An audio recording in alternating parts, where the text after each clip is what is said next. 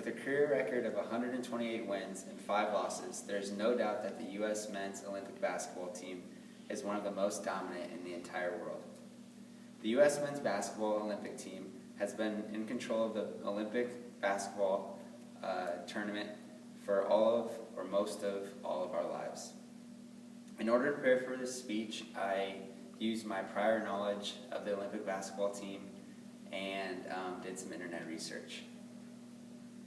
The U.S. Olympic men's basketball team has been a force to be reckoned with throughout history, and they continue to still be today. In this speech, I will first talk about the history of the program, and then I will continue and talk about this year's gold medal team and their journey to the top.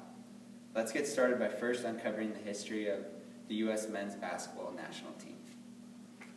The first Olympic Games that the U.S. national team played in was in 1934 in Berlin, Germany, and that was just 45 years after the invention of basketball by Dr. James Naismith. Their first ever game was against Spain, and Spain was fighting a civil war at the time, so they actually didn't show up to the game. So the final score was 2-0. The USA won because Spain had to forfeit. Then they won 4 straight games after that to win the first gold medal for the Olympic basketball program for the USA. The team was led by Joe Fortenberry, who averaged 14.5 points per game in the tournament.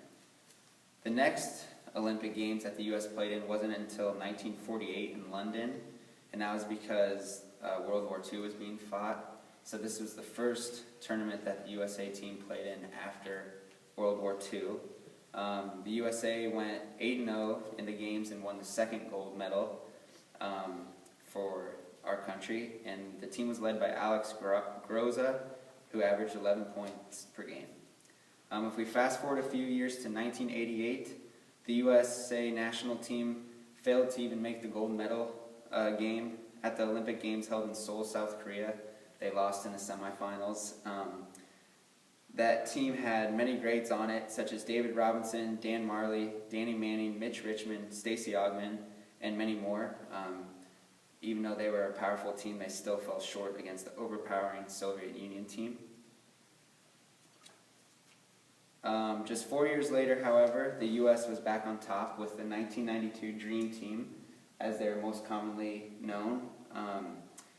This team featured many players that are in the Hall of Fame today, such as Michael Jordan, Magic Johnson, Larry Bird, John Stockton, Karl Malone, Scottie Pippen, Charles Barkley, and a bunch more. The Dream Team was utterly unstoppable in the Olympics. They won every game by at least 20 points, and they won some games by 50 points, and they won one game by 68 points in the tournament. In the gold medal final game, they beat Croatia by a score of 117-85, so really no game was close for them. Chuck Daly, who was their head coach, said this after the games: "You will see another team of professionals in the Olympic Games again, but I don't think you will see another team quite like this. This was a majestic team." And that quote was from USABasketball.com, updated this last year. In 2004, the U.S. men's team had its worst outing in history to date, going 8-3 in the Olympics. They didn't make the finals. They didn't even make the semifinals. I think they were out in the first round. And it was pretty embarrassing because we had a great team that year. Allen Iverson led the team in scoring, but he was only 12th in the whole entire Olympics in scoring. So even though he was led the U.S. in scoring, he was still far back on the list from Olympic scoring. However, the U.S. team did bounce back yet again and from a defeating Olympics, and they won gold in 2008 and 2012. Those teams were made up of players like LeBron James, Kobe Bryant, a bunch of other good players, Dwayne Wade, and the Olympic team was really, the program was let down in 2004 by not even making the finals and kind of embarrassed. So the next 2 Olympics they sent our absolute best players over to play, and we pretty much dominated those other two Olympics. Now that we have discussed the part of the past of the U.S. Olympic team, let's discover this year's gold medal team. This year, the Olympic gold U.S. Olympic men's basketball team was made up of some incredible athletes. Some of the star athletes include Carmelo Anthony from the New York Knicks, Klay Thompson, Kevin Durant, Draymond Green from the Golden State Warriors, Kyrie Irving, who was defending champion playing with the Cleveland Cavaliers, and many more. However, even though there were many standout athletes on this team, a few of the world's best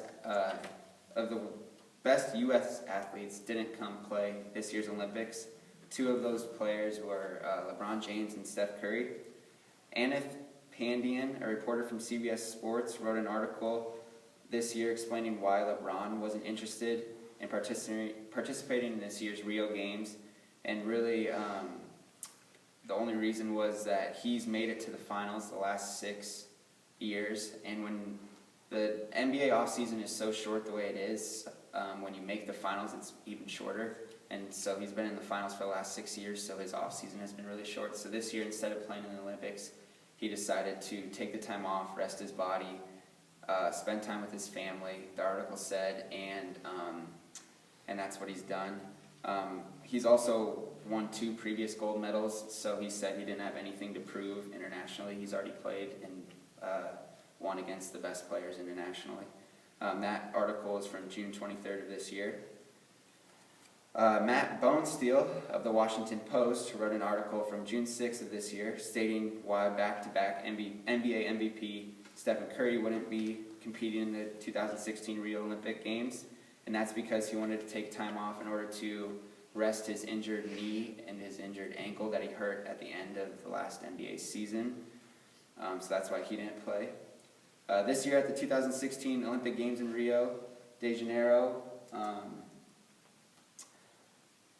the U.S. team took gold while remaining undefeated, but it wasn't always easy for them. It wasn't an easy ride. They won their first 2 games against China and Venezuela by a combined 101 points. The next 3 games against Australia, Serbia, and France, they combined to win by a total of 16 points. They beat Australia by 10, and then Serbia and France by 3 points each. In the finals game, they played Serbia again, who a week prior to that they only beat by 3 points, and Serbia had a chance at the end of the game to tie it up with a 3, but one of their players missed at the last second. In the finals game, though, Kevin Durant scored 30 points for the U.S., and they won by a score of 96-66, so it wasn't that close of a game. And Olympic athlete Carmelo Anthony won his 3rd gold medal, and Carmelo Anthony is the only player in the Olympic basketball history to win 3 medals at Olympic Games, so that's pretty cool. Today I told you about the U.S. Olympic basketball program. Specifically, I told you about the history of the program and this year's gold medal team. Now when they play for the next gold medal in 2020, you can tell people about the history of the program.